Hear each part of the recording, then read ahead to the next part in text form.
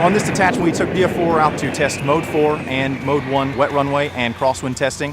Specifically for the wet runway, we wanted to test the anti-skid and directional testing. This was stability testing of the aircraft, make sure it didn't lose any stability at high speeds under heavy braking. We were also testing the anti-skid performance.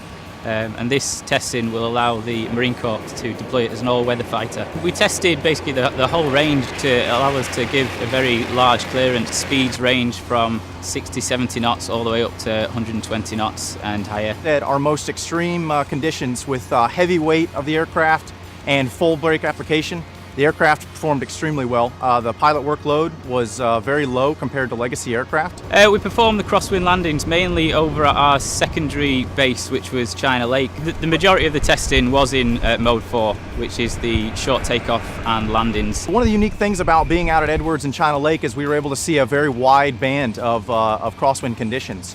One day we would see normal crosswinds of about 10 knots, which we see at PAX, and then we would move out to extreme winds out to the 25, 30 knot range. The performance exceeded what we were expecting, the results that we were seeing in the control room, and again the debrief notes from the pilot, and at times he couldn't even realize the crosswind was there. With this aircraft, the pilots definitely commented on the ease of the workload with this jet, which was really impressive. Mode 4, taking it down, you're at a slower speed, so you're a little bit more susceptible to these crosswinds, but they really were very positive with their reactions to the testing.